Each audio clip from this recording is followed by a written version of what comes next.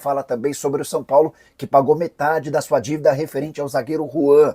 Tudo sobre a estreia de Carlo Ancelotti na seleção brasileira e muito mais. Fala aí pessoal, sou Jorge Nicola, bem-vindos a mais um vídeo do canal. Desculpa pela voz, tô meio rouco por aqui, mas pedi para você deixar like, se inscrever no canal e ativar as notificações.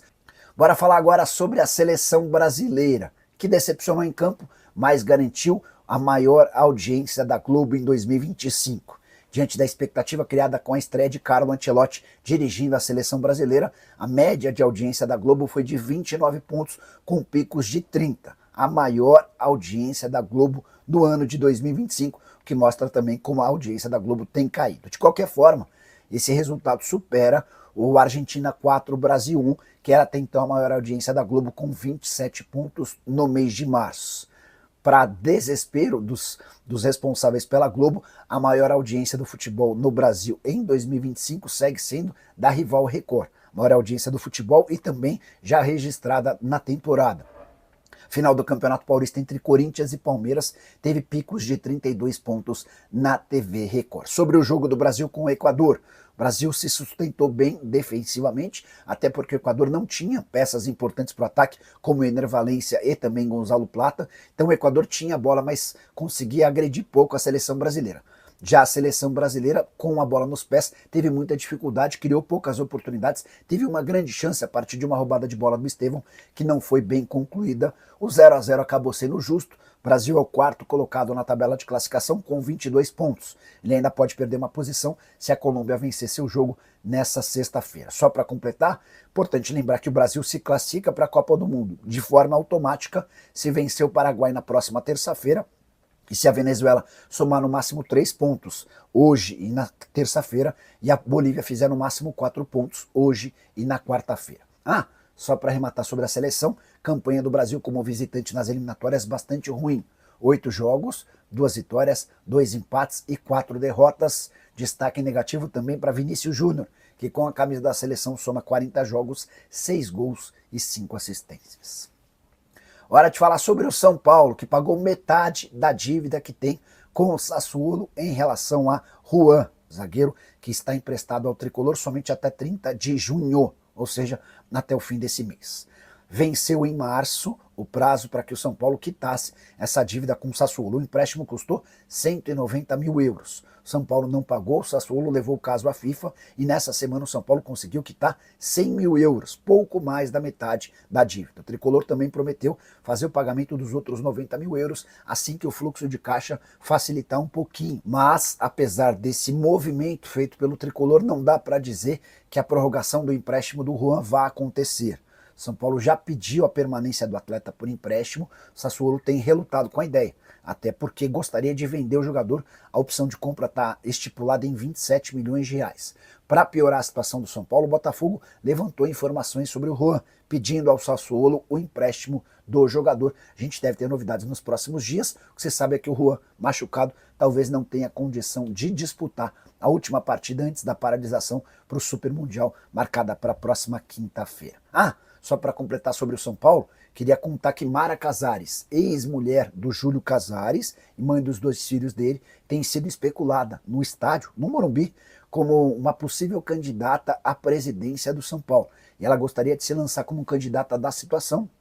Não vejo a mínima possibilidade de Júlio Casares apoiá-la nesse pleito. Como é que vão as negociações do São Paulo com o Marinacci? A pergunta é do Francisco Show.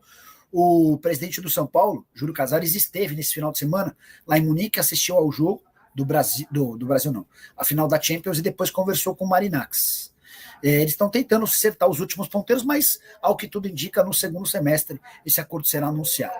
Nicola fala um pouco sobre a negociação do São Paulo com o grego Marinacci e a conversa do tricolor para a reforma do Morumbi com a W Torre. Bom, deixa eu até...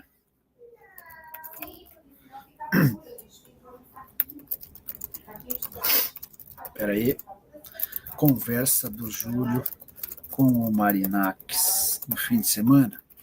Estou tentando avançar. Vamos lá. Vamos começar por essa parte de reforma do Morumbi. Quando o projeto quando o acordo foi concebido, a W Torre ficou de buscar o dinheiro no mercado e em troca teria uma série de contrapartidas do São Paulo. Entre as contrapartidas imaginadas pela W Torre, a chave do estádio. Olha, a partir de agora, a gente vai buscar mais ou menos 800 milhões de reais para reformar o estádio, para rebaixar o gramado, para criar um anel inferior, cobertura e tal. Só que em troca, até porque a gente vai precisar de muito dinheiro, a gente precisa que vocês permitam que a gente, por exemplo, modifique o gramado para o sintético, que a gente decida quando vai ter show, quando não vai, que a gente passe a ter e ser dono de camarotes, de cadeiras, enfim, uma série de concessões que o São Paulo não gostou desde o princípio. Coisa piorou porque algumas semanas atrás a W Torre entregou o projeto final para o São Paulo e o valor final da obra não é de 800 milhões, e sim de 1,5 bilhão de reais. E o que já parecia difícil, um acordo, se tornou quase impossível, tá? Então hoje dá para dizer que a chance de São Paulo e W Torre fecharem uma reforma do Morumbi ficou muito inviável, tá bom? Bora falar agora sobre São Paulo e Santos, de olho no lateral direito Mike, que pertence ao Palmeiras. O maior interessado é o Santos, até pela presença de Alexandre Matos. O Peixe tem enormes problemas com a lateral e o Matos conhece o Mike dos tempos de Cruzeiro e depois ele levou o jogador para o Palmeiras. Mike super identificado com o Verdão, mas com um contrato somente até 31 de dezembro ele tem perdido espaço. Na atual temporada são só 19 jogos, sendo 2 partidas no Campeonato Brasileiro. O Abel já disse que tem visto o Mike hoje mais como um ponta do que como um lateral direito. E especialmente imaginando que reforços vão chegar para o segundo semestre, para essa função de atacante de lado de campo, é de se imaginar que o Mike perca ainda mais espaço. A partir de 1º de julho, ele pode assinar um pré-contrato para se mudar de graça para o São Paulo ou para o Santos a partir de 2026, mas a ideia do Santos era contar com o Mike já a partir de julho. Resta saber se o Abel Ferreira topa esse tipo de acordo. Informação sobre o interesse do Peixe e do São Paulo foi divulgada pelo jornalista Danilo Lavieri. Só para completar, vale contar que o Mike nem sequer saiu do banco de reservas contra Sporting Cristal e Cruzeiro, os 2 últimos jogos do Verdão. Entre salário, direito de imagem e luvas. Ele é bem avaliado no São Paulo, mas o São Paulo alega não ter capacidade financeira para fazer grandes investimentos nesse ano. Então o que o São Paulo pode propor é um contrato mais longo, pagando menos agora e com aumentos gradativos ao longo do tempo de contrato, tá bom? Quer saber como é que tá a negociação do São Paulo com o Carlos Vinícius? Não é uma negociação fácil, mas as conversas estão em andamento. E o São Paulo ficou de fazer uma proposta oficial. E aí ele está perguntando se é verdade que a diretoria do São Paulo vendeu o Lucas Ferreira por 8 milhões de euros. Não. Quando o São Paulo foi renovar o contrato do Lucas Ferreira e garantir um bom aumento para ele, o São Paulo tinha uma proposta de 8 milhões de euros. Eu até achei que era da Alemanha, mas veio para mim a informação de que era um clube da Rússia. E o São Paulo descartou o negócio por entender que não tem como fazer uma venda do Lucas Ferreira por 8 milhões de euros. A pedida do São Paulo hoje é de algo na casa dos 20 milhões de euros. Acho que essa oferta não vai chegar. Mas os empresários dele estão trabalhando para que ele seja vendido ainda nessa janela por algo na casa de 15, 14, 16 milhões de euros, tá bom? Quanto o Carlos Vinícius está pedindo entre luvas e salários para fechar com o São Paulo? A pergunta é do William Murari, fui o primeiro a contar para vocês que o São Paulo havia iniciado conversas. Foi no dia 22 de abril. Contei que São Paulo, Botafogo e Grêmio tinham conversado com o empresário. Coisa deu uma esquentada. O São Paulo prometeu fazer uma proposta para as próximas horas, talvez a oferta até já tenha sido enviada. O que o Carlos Vinícius havia dito é que ele queria ganhar na casa de 1 milhão de reais por mês.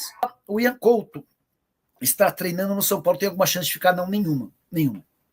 E assim, Bruno, tem acontecido com enorme frequência, tá? Especialmente para jogadores que ainda vão entrar em campeonato, por exemplo. Tem um Super Mundial de Clubes. Por isso que o Ian Couto, que pertence ao Dortmund, está treinando. O Andrei Santos, na semana passada, estava treinando no Vasco. O Gabriel Jesus está mantendo a forma e se recuperando de um problema no joelho no Palmeiras. Então, não entenda isso como qualquer possibilidade de negociação, até porque o Ian tem papel importante lá no futebol alemão e custa bastante dinheiro. Confere que o São Paulo sondou André Jardine no México. Não. Vou até checar, mas, cara, não faz nenhum sentido. Porque o São Paulo sabe da condição financeira do André Jardine lá e do moral que ele tem. Mas vamos checar. Tá por aí? Tem alguma verdade na história de que o São Paulo sondou o André Jardine? André que perdeu a final do Campeonato Mexicano, o que impediu o 4º título consecutivo no futebol mexicano, algo inédito. E na sequência também perdeu na prorrogação para o Los Angeles FC, eles estavam disputando a vaga no Mundial de Clubes no grupo do Flamengo, tá bom? Fala família, ficamos aqui com aquele giro de notícias importantes super atualizadas para você ficar por dentro de todas as informações do maior clube brasileiro, valeu? E já sabe, né? A gente vai ficando por aqui. Um grande abraço aí no seu coração, nos segue para mais, até o próximo vídeo. É isso, vamos que vamos com tudo, vamos para cima. Fui.